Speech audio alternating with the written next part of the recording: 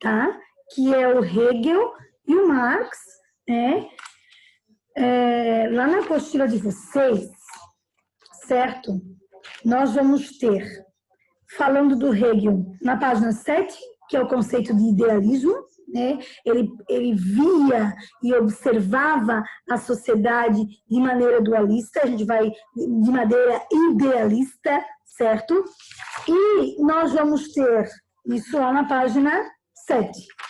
E depois, na página 10, nós vamos ter o conceito de materialismo histórico e dialético do Karl Marx, certo? Então, o objetivo da nossa aula hoje é trabalhar esses dois filósofos, o Hegel com o idealismo e o Karl Marx trabalhando o conceito de materialismo histórico, ou seja, o conceito aí, falar um pouquinho sobre ele, esse percurso de alguns conceitos que são importantes. O Hegel, tá? Só para a gente poder entender, ele é um dos filósofos mais difíceis de ser compreendidos, né? Então, a gente vai trabalhar de maneira simples, para que a gente possa compreender, né, o pensamento dele, a importância do pensamento dele. Né? Ele viveu entre o século XVIII e o século XIX, ou seja, ele viveu nessa transposição do século XVIII para o século XIX, tá? O livro mais conhecido do Hegel tem como nome Fenomenologia do Espírito, tá? Então, ele vai trabalhar o tempo todo com o conceito de espírito, tá? Esse conceito de espírito que o Hegel trabalha não tem nada a ver com espiritualidade, né? O espírito descrito por Hegel nada mais é do que a consciência do mundo, a mentalidade do mundo. Então, o Hegel, ele inaugura uma forma, uma perspectiva que eu acho que penso que é importantíssima. Tá? Ele fala que o homem, ele é um ser histórico, ou seja, que o homem ele está relacionado ao seu tempo. A gente tem um historiador chamado Lefebvre, um francês, que fala que a história é filha do seu tempo. Então, um dos estudos aí... Ai, que bom, meninas! Bom dia, Bárbara! Bom dia. Bom dia, Tainara! Bom dia, Pro. Ai, eu já fico mais feliz, né? Fico tão frustrada quando eu olho ali, tem 2, 3, já me dando uma palpitação, uma coisa assim. Amores, olha só, nós vamos estar trabalhando 2 filósofos na aula de hoje. O Hegel, que está na página 7, da apostila de filosofia, e o Marx, que está lá na página 10, certo? Então, do Hegel, nós vamos trabalhar o conceito de idealismo. E do Marx, nós vamos trabalhar o conceito de marxismo dialético, certo? Então, a aula vai ser disposta em 2 momentos. Um para a gente falar sobre Hegel e outro para a gente falar sobre Karl Marx. Muito bem, eu estava já explicando, falando que o Hegel é um dos filósofos mais difíceis de ser compreendidos, mas ele traz algumas discussões muito importantes. Então, a partir do seu principal livro, que chama-se Fenomenologia, que palavrinha, né? Do espírito, tá? Espírito, ele vai usar o tempo todo esse conceito de espírito, e o espírito para o Hegel não tem nada a ver com a espiritualidade, como nós falamos quando relacionamos a palavra espírito, mas o espírito para Hegel é a consciência do mundo, é a mentalidade do mundo, tá? O homem, para o Hegel, o indivíduo, ele é um indivíduo histórico, tá? Ele está relacionado ao tempo em que ele vive. Então, isso é, tipo, transformador da filosofia. Porque o Hegel, ele vive a transposição do século XVIII para o século XIX. Então, quando ele observa lá na Antiguidade, ele consegue fazer as críticas dos filósofos da Antiguidade. Ele faz a crítica a Aristóteles, a Platão, tá? Ele faz a crítica aos filósofos os filósofos que antecederam a ele. E ele faz uma análise que é importantíssima, falar que o indivíduo é histórico. Então, eu sou fruto do meu tempo e vocês são frutos do tempo de vocês. Ou seja, nós estamos conectados ao meio no qual vivemos. Estamos circunscritos no meio social, cultural, ético, tá? E aí sofremos essas influências, tá?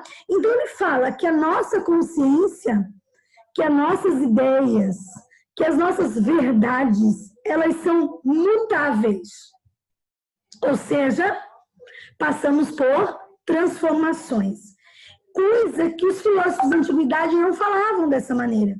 O que eles diziam? Que a consciência, que as ideias, que as verdades, elas eram imutáveis.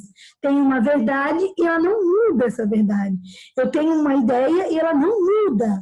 Ou seja, lá na antiguidade, ele vai fazer essa crítica.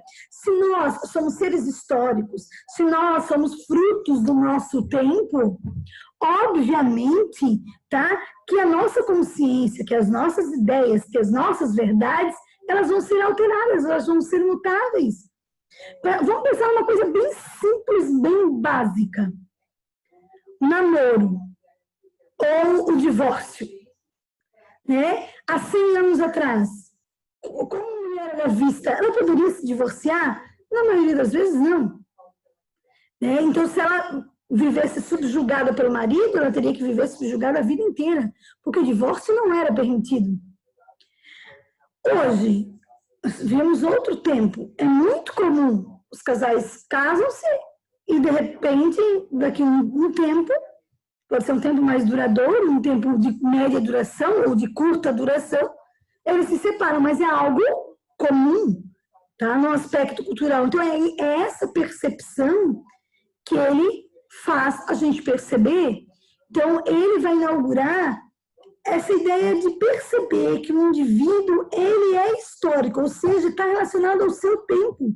Uma coisa é 100 anos atrás, e as relações que se constituem há 100 anos atrás, a consciência, as ideias e as verdades estabelecidas há 100 anos atrás.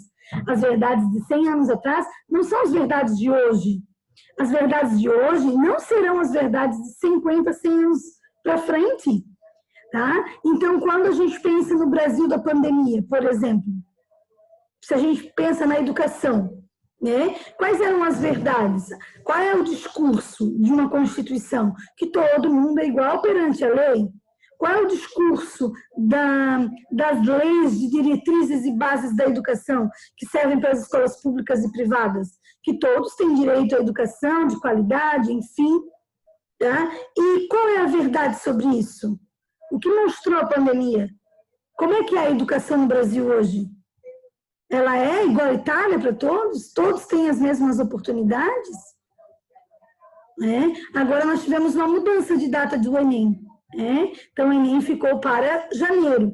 Havia um movimento por parte de grupos de estudantes para a escolha da prova do Enem ser em março.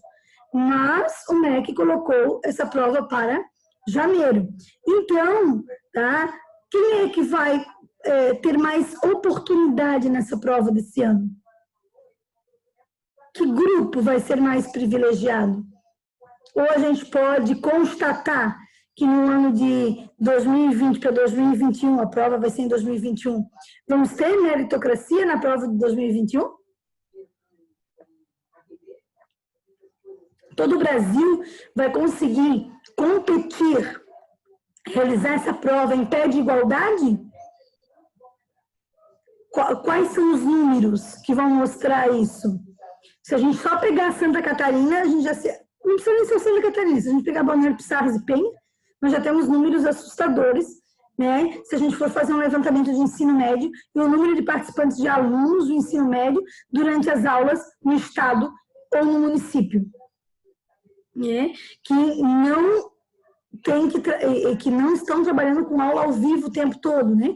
Tem a plataforma, coloca as atividades na plataforma, o aluno entrega, envia as atividades, e agora, se não me falha a memória, eles vão ser obrigados a trabalhar uma aula por semana só ao vivo com os alunos. Então, como é que se aplica a meritocracia? Como é que se aplica uma verdade aí? Então, o Hegel nos faz uma reflexão interessantíssima, falando que a consciência, que as ideias e que as verdades são mutáveis, de acordo com o tempo em que a gente vive. deixa eu fazer uma pergunta para vocês. De alguma maneira, tá? Ó, presta atenção na minha pergunta. De alguma maneira, esse processo que a gente está vivendo hoje, que é a pandemia, impactou vocês de alguma maneira? Ou está tudo normal como era antes?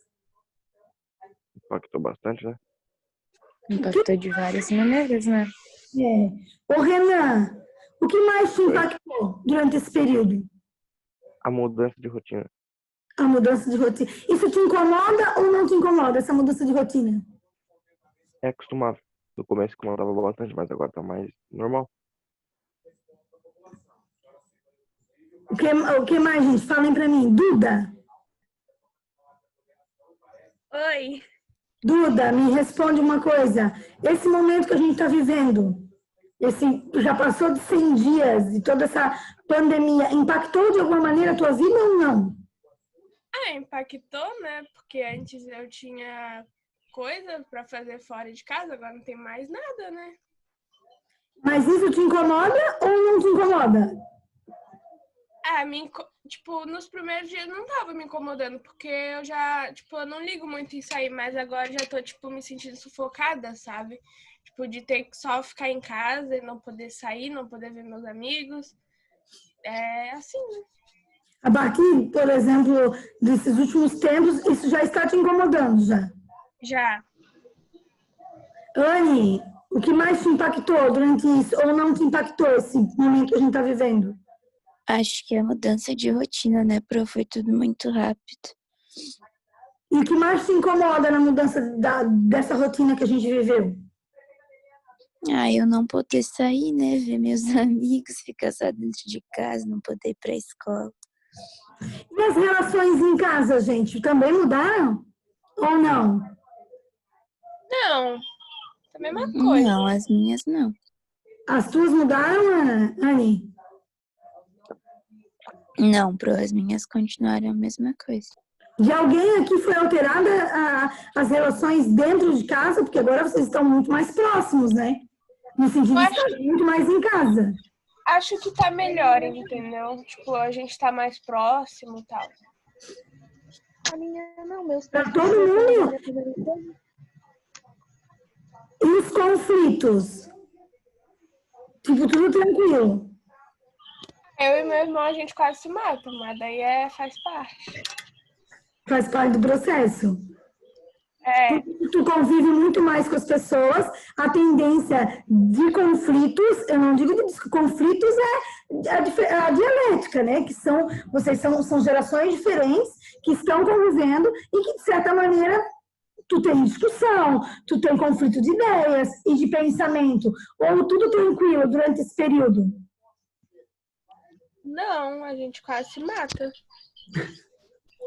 Mas... Rafael, o que mais te impactou durante esse momento? Pessoal, isso aí, dependendo da situação da família, aí afasta, junta, sei lá, complicado isso aí. É uma boa reflexão, hein? O que mais... Eu estava assistindo uma live e aí era com o padre Fábio de Mello, a live, porque vocês sabem que ele foi professor professor de filosofia há muito tempo e tudo mais, e aí ele faz alguns questionamentos aliados à filosofia nessas discussões, né? O que será que nesse momento que a gente está vivendo, algo realmente nos impactou ou não? Será que algumas coisas ficaram mais claras para a gente? Será que efetivamente a gente tem mais tempo para estudar, colocar a leitura em dia? Série, filme, como é que nós fazemos uso desse tempo? Ou será que nós somos mais regrados naquela relação que nós tínhamos antes? Quem é que tem mais regras, que tinha mais regras das suas atividades antes da pandemia do que agora? Eu tinha. Quem é que estudava mais antes do que agora? Eu. Tainara? Fala aí, Tainara. Como é que é esse momento aí? Em relação à escola, Mas só tudo, eu acho, né? Penso, né? a escola eu tô estudando bem menos também. E o que me impactou também foi a rotina um pouco, e eu acho que isso acaba afetando o nosso psicológico. Aí tem dias que eu não quero fazer nada. Tipo, Olha, a Tainara levantou uma questão importantíssima, gente, que é afetar o psicológico. E aí a Tainara falou, tem dias que eu não quero fazer nada, mas alguém passou por isso nesse momento? De ter dias que não querem fazer nada? Já, né? Eu, Tem, Direto. a maioria das todo vezes. dia. eu também. Faz uns 3 anos aí já. Ai, Pois tu. viu? O Gustavo para acabar com a nossa reflexão. Então, assim, ó, sabe aquela sensação ali que a Tainara falou, e aí vocês até comentaram, tipo, eu estou estudando menos do que se eu estivesse na escola, né? Isso é uma reflexão bem importante, né? A importância que tem as nossas relações e o próprio ensino presencial nesse distanciamento que a gente está vivendo. Né? Então, a gente refletir sobre isso é importante, né? Quais são as nossas verdades? Qual é a nossa consciência? E tudo isso é mutável. Né? Então, quando eu tenho essa reflexão, isso é muito importante. Eu perceber que, por exemplo, assim, por que isso está realmente me afetando? Né? O que está me incomodando? Para que eu fique assim, eu não tenha vontade de sair da cama, quero ficar na cama o dia inteiro porque eu não tenho nada para fazer, não estou afim de assistir aula, não vou chegar nem perto da apostila, não quero fazer atividade, não quero fazer nada, né? Que alguns aí falaram que estão passando por isso, sabe, essa angústia, não estou afim mesmo, né? Para que eu vou ficar na frente do computador? Sabe? Então, vocês não são os únicos, gente, tá? Então, a gente nem pode, às vezes, dizer assim, só eu, não. Vocês não são os únicos que estão passando por isso, né? Então, a importância da resiliência, agora, acho que nesse contexto que a gente está vivendo, ela é importantíssima. Ter um foco, tá? Poxa, agora eu li no jornal que o Enem é em janeiro. Enfim, o ano que vem eu quero estar dentro da universidade. Sabe, fazer uma meta a longo prazo, tá? Para que vocês consigam estar trabalhando dentro dessa meta, para estar, sabe assim, esse foco e essa meta ela é importante. Se a gente não traçar essas metas, cada vez mais nós vamos ficando desestimulados. E ficar desestimulados gera na gente, o que disse a Tainara, as questões psicológicas, tá? E aí, se a gente não dá um up, cada vez mais é como se fosse um muro. E a gente vai colocando os tijolinhos nesse muro. Quanto mais o muro ficar alto, mais difícil de ser destruído esse muro. Tá? Em qualquer relação, isso em relação à escola, à família, ao meu dia a dia, a tudo, tá? Não só uma questão de escolaridade. Então, essa percepção, essa reflexão do que me incomoda? Por que isso me incomoda? Essa análise ela é importante para conseguir diagnosticar, né, essa questão do psicológico mesmo. Né? Por que isso está me incomodando? Por que eu não quero fazer mais nada? Por que eu não estou totalmente desestimulado? Então, ter um foco, criar uma meta, né? Isso é essencial para nós, para todo mundo, não só para vocês, tá? Que nos dá aquele up, assim, não vou levantar porque eu tenho isso, aquilo que lá na frente eu quero conquistar tal situação. Então, principalmente no momento, a gente tem que ter sempre metas, estabelecer, mas eu acho que o momento que a gente vive requer mais isso nosso ainda, tá? Então, essa reflexão ela é muito importante. Muito bem. O Hegel fala que a nossa realidade, ela é dinâmica, ela é o devir, ela é a transformação. E o Hegel fala da dialética, mas olha só, presta atenção, a dialética lembra do conceito, eu tenho uma tese, tá? O Rafa tem uma antitese, que é a antítese, tá? E da minha tese e da antítese do Rafa, a Anne ou a Bárbara, ou a Ana, ou a Tainara, vão ter uma síntese, ou seja, vão juntar aí, né, a tese e a antítese e vão formar uma síntese. A partir da síntese da Tainara, o Renan tem uma antítese e a Duda uma nova síntese. Isso é uma constante. E o Descartes, ele fala sobre isso, ele vai falar da dialética, só que ele diz que a dialética é um método para analisar a sociedade. Ele cria esse método para análise da sociedade. E o Hegel fala, não, está errado, não é um método. A tese, a antitese, que é a antítese, e a síntese, ela é a própria estrutura da realidade. O tempo todo eu tenho uma ideia principal, eu tenho uma contraposição dessa ideia, e eu tenho depois a síntese dela, e assim, constantemente. A gente vive assim, esse processo, ele fala que é o motor da história, é a contradição, certo? O tempo todo a gente vive nestas contradições, de ter uma principal ideia, de ter a contraposição dessa ideia e depois a sua síntese. Então, enquanto Descartes fala que a dialética serve como descreve para analisar a sociedade como um método de análise, o Hegel fala que a dialética é a própria realidade, certo? Que a dialética é a própria estrutura da realidade, é o que a gente vivencia. Então, a história é um processo, segundo o Hegel, e o motor desse processo, tá, é a contradição, o tempo inteiro, que é a dialética, tá? Tudo isso vai gerar o quê? O autoconhecimento. Então, é muito importante terceirão o autoconhecimento, tá? Mas, assim, o autoconhecimento é um estalo, tipo, eu agora estou praticando o autoconhecimento. Galera, não é um estalo o autoconhecimento, né? Tipo, bater, valer, tá? O autoconhecimento, segundo Hegel, ele vem no percurso, ou seja, eu venho trabalhando, né? Eu venho nesse mundo dialético o tempo inteiro dessa mudança, tá? E que vai gerar o autoconhecimento, ou seja, eu tenho claro que eu vivo num contexto de contradições o tempo inteiro, tá? E gradualmente eu vou expandindo o conhecimento e também, obviamente, chegando ao autoconhecimento. Então, expandindo o meu conhecimento e as minhas análises, então, por isso a importância da filosofia, eu chego ao que nós chamamos de autoconhecimento, tá? Vamos lá.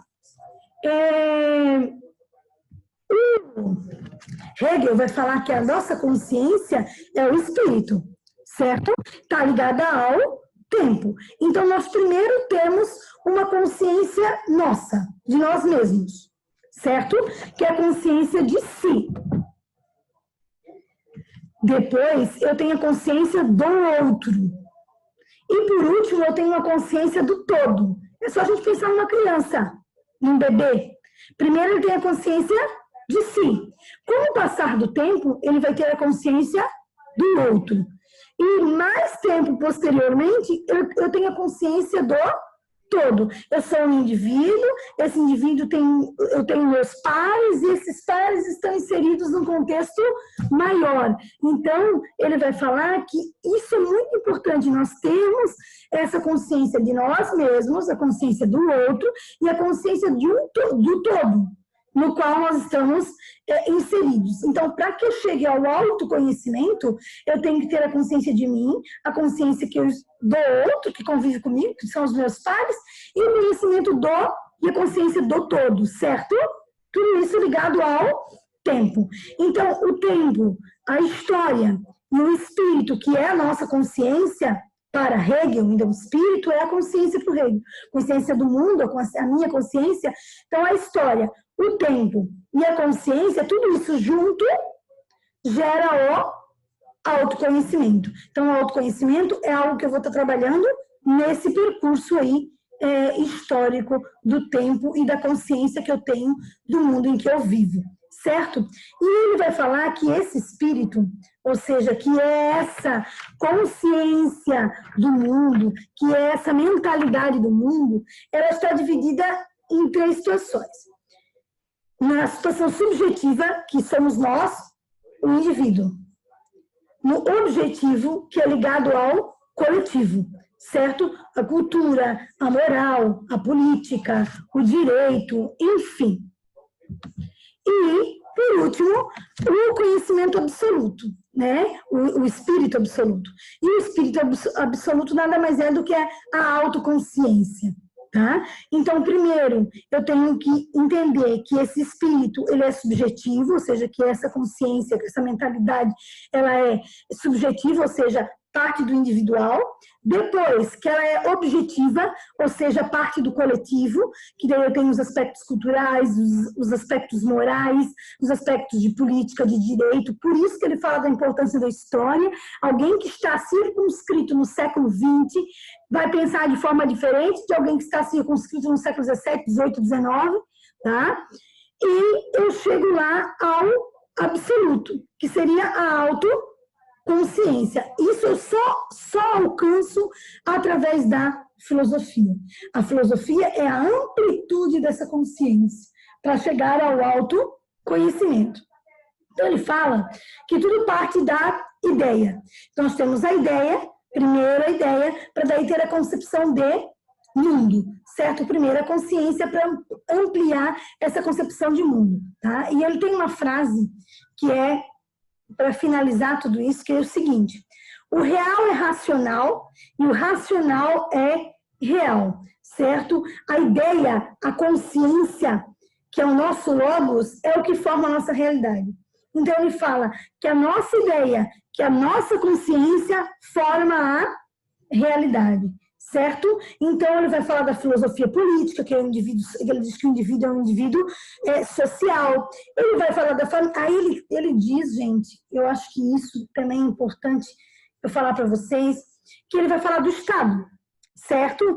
E ele vai dizer que o Estado, ele é racional e que o Estado, ele é a síntese de tudo.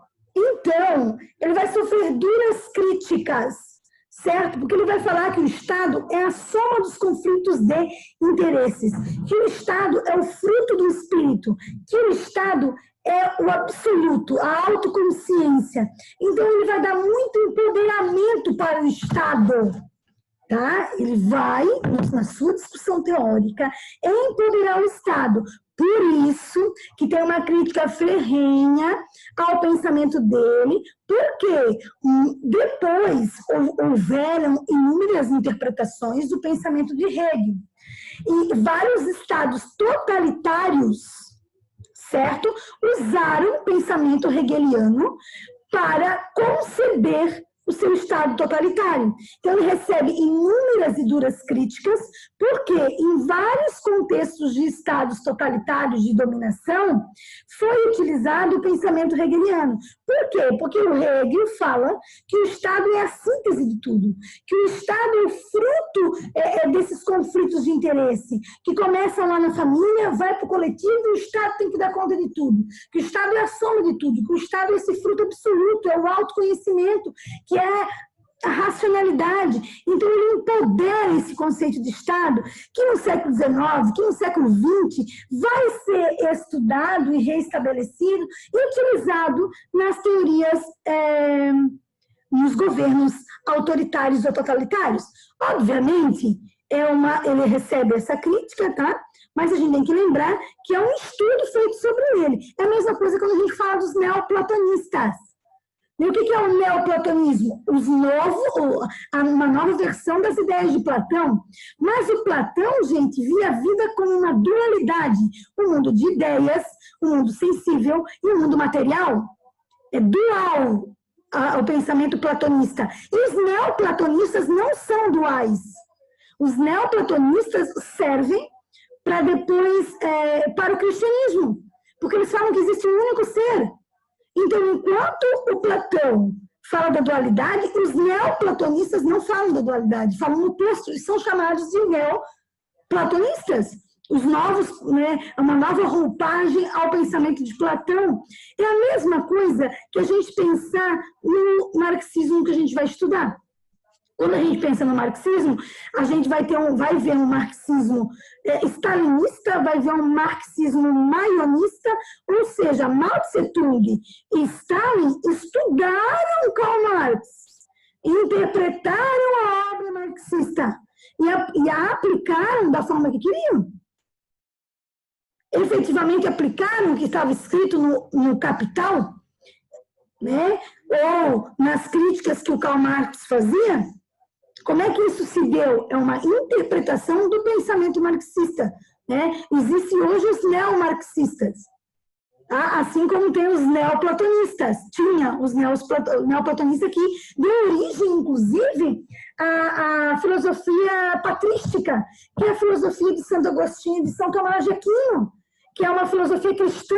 Os neoplatonistas influenciaram totalmente a filosofia cristã, certo? E aí a filosofia cristã vai buscar o dualismo, né?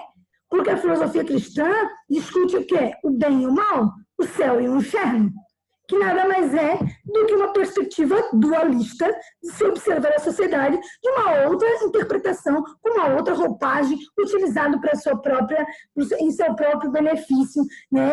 Na sua construção ética e histórica. Muito bem.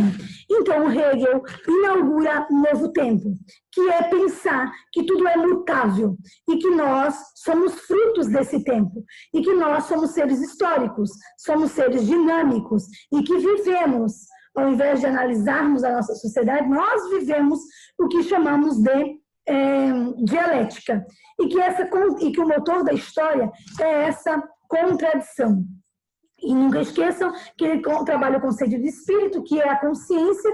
Então, para chegarmos ao autoconhecimento, que é o máximo de tudo, precisamos da filosofia. E para isso a gente tem que se analisar o indivíduo, que é a questão subjetiva, depois a questão objetiva e o indivíduo no coletivo, inserido e circunscrito dentro de uma cultura, de uma moral, do direito, da política, para daí chegar ao estado absoluto, que é a autoconsciência. Vou chegar ao autoconhecimento, que isso demanda tempo. Então, ele vai falar que tudo começa da ideia. Então, a nossa consciência, a nossa ideia, forma a nossa realidade. Certo, gente? Tranquilo? Tranquilo. Sim, Pro. Mesmo? Tem certeza absoluta? Não quero perguntar para os universitários? Então tá. Então vamos trabalhar a partir de agora, tá? Karl Marx. Então, o Karl Marx viveu no século XIX. Quando a gente estuda essas teorias, a gente tem que lembrar o tempo em que eles estão inseridos, tá? O Hegel viveu a transposição do século XVIII para o século XIX.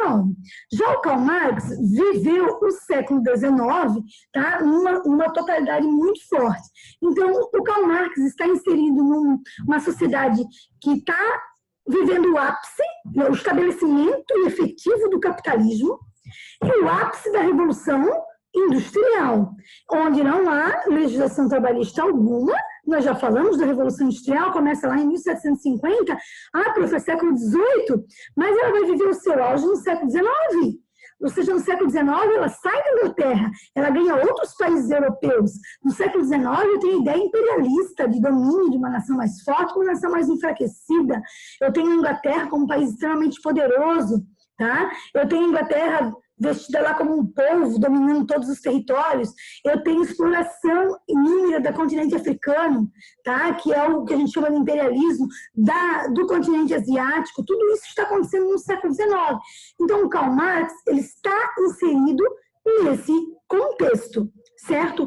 E o Karl Marx ele é influenciado pelo Hegel. Só que ele vai... Óbvio, apesar dele ser influenciado pelo Hegel, ele vai fazer uma oposição ao pensamento hegeliano, certo?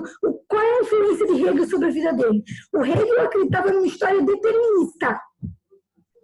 E o Karl Marx também vai falar sobre isso, mas a gente vai ver a diferença fiquem comigo, porque falta 1 minuto. Estamos em 11 pessoas, porque o Silvio acabou de entrar, tá? E vamos voltar com... Bom dia. Bom dia! E vamos voltar com os 11 para eu explicar o nosso amigo Karl Marx, certo? Então fiquem aqui ligadinhos comigo, não me abandonem, é rapidinho, eu só saio daqui e já mando outro link para vocês para a gente falar de Karl Marx. Ouviram? Vocês não me abandonem.